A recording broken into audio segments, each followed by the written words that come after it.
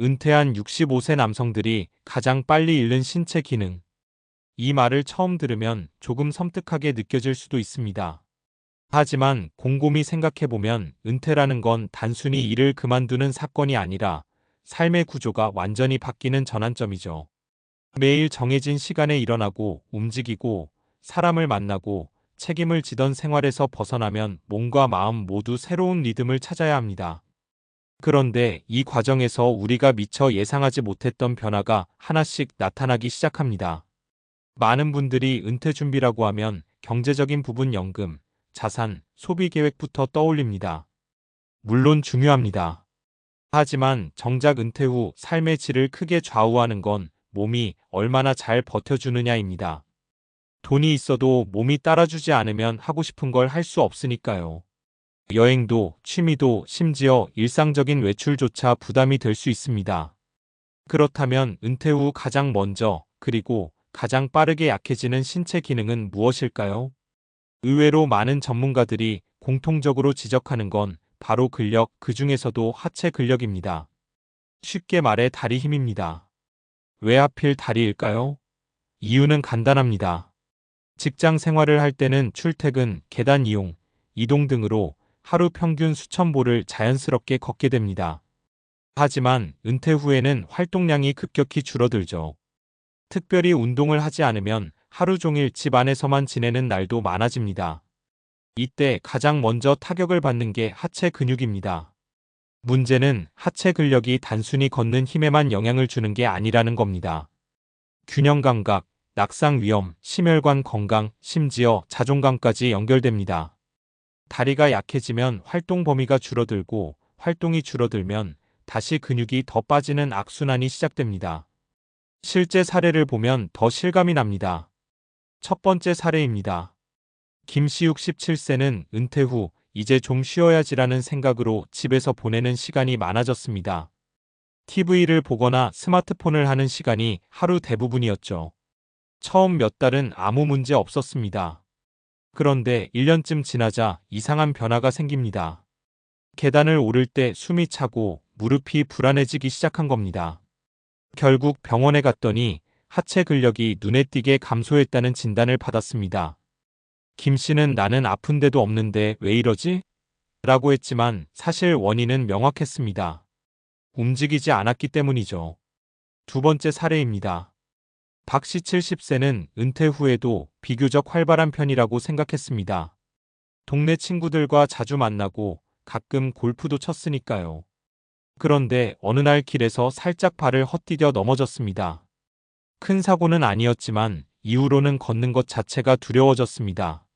검사 결과는 근력 부족으로 인한 균형 저하, 즉 단순히 활동을 가끔 하는 것으로는 부족했던 겁니다. 꾸준한 하체 근력 유지가 없으면 작은 사고가 큰 변화를 불러올 수 있습니다. 세 번째 사례입니다. 이씨 65세는 은퇴를 앞두고 미리 준비를 했던 경우입니다. 그는 돈보다 몸이 더 중요하다는 생각으로 은퇴 1년 전부터 매일 30분씩 걷기와 간단한 스쿼트를 시작했습니다. 처음엔 힘들었지만 점점 익숙해졌고 은퇴 후에도 그 습관을 그대로 유지했습니다. 결과는 어땠을까요? 3년이 지난 지금도 그는 또래보다 훨씬 활동적이고 여행도 자유롭게 다니며 생활하고 있습니다. 같은 나이지만 삶의 질이 완전히 다른 겁니다. 이 세 가지 사례를 보면 공통점이 보입니다. 특별한 질병이 없어도 아무것도 하지 않으면 몸은 빠르게 약해진다는 사실입니다. 특히 하체 근력은 나이가 들수록 자연스럽게 감소합니다. 문제는 그 속도가 생각보다 훨씬 빠르다는 점입니다. 연구에 따르면 60대 이후에는 매년 근육량이 12%씩 감소할 수 있다고 합니다. 그런데 활동량까지 줄어들면 이 속도는 더 빨라집니다. 그렇다면 어떻게 해야 할까요? 답은 생각보다 단순합니다. 거창한 운동이 아니라 지속 가능한 움직임을 만드는 것입니다.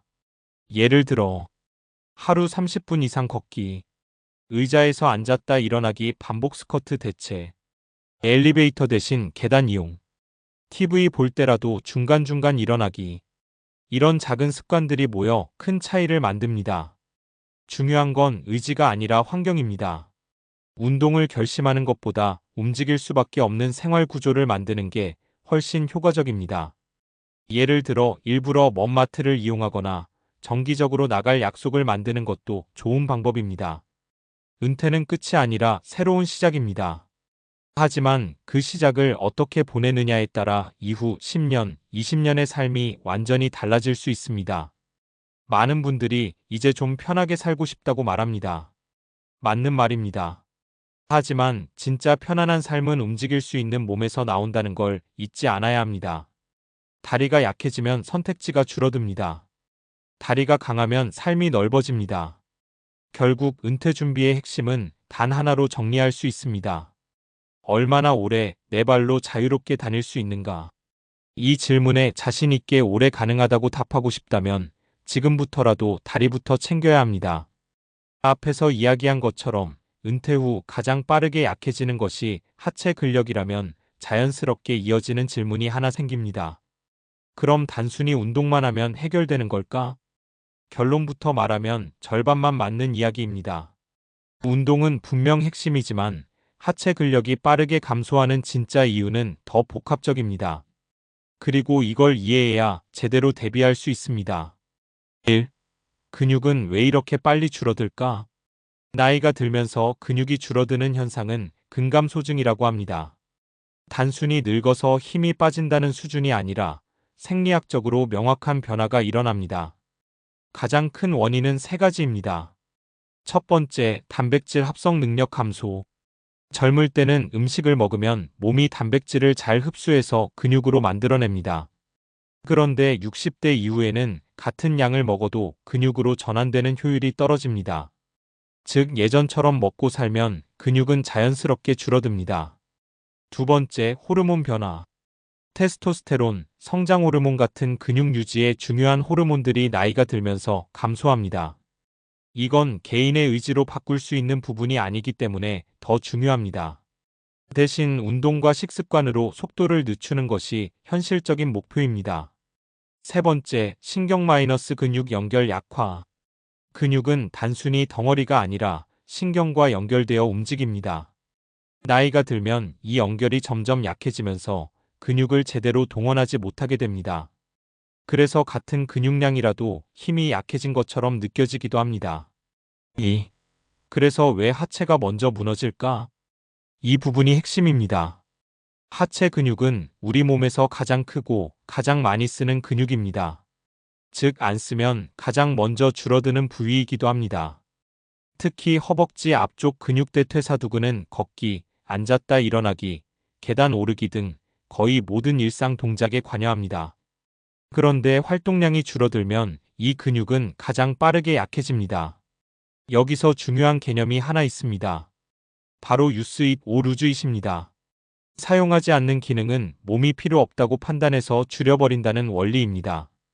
은퇴 후 생활을 떠올려보면 이해가 쉽습니다. 출퇴근 없음, 장시간 앉아있는 시간 증가, 이동 거리 감소. 이 세 가지만으로도 하체는 쓸 일이 없는 근육이 되어버립니다. 3. 근력 감소는 왜 위험한가? 많은 분들이 조금 힘 빠지는 거야 어쩔 수 없지라고 생각합니다. 하지만 문제는 단순한 힘의 문제가 아니라는 겁니다. 하체 근력이 줄어들면 가장 먼저 나타나는 게 보행 속도 감소입니다. 걷는 속도가 느려지고 보폭이 짧아집니다. 이건 단순한 노화 현상이 아니라 건강 지표로도 사용됩니다.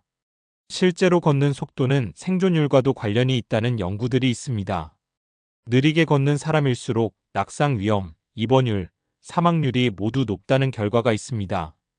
그리고 더 현실적인 문제 하나, 넘어집니다. 노년기 낙상은 생각보다 심각합니다. 특히 고관절 골절로 이어질 경우 이후 일상생활이 급격히 제한되는 경우가 많습니다. 다시 말해 하체 근력 저하는 독립적인 삶을 위협하는 요소입니다. 4.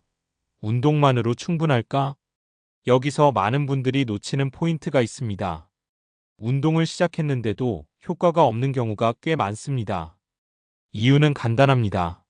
재료가 부족하기 때문입니다. 근육을 만들려면 반드시 단백질이 필요합니다. 그런데 노년층은 식사량 자체가 줄어들고 특히 단백질 섭취가 부족한 경우가 많습니다. 예를 들어 밥, 김치 위주의 식사, 고기나 생선 섭취 감소, 소화 부담 때문에 단백질 회피. 이런 패턴이 반복되면 아무리 운동을 해도 근육이 잘 붙지 않습니다. 그래서 중요한 게 운동 영양의 조합입니다. 특히 하루 체중 1kg당 약 1.01 이지 단백질 섭취, 식사마다 단백질 분산 섭취, 운동 후 단백질 보충.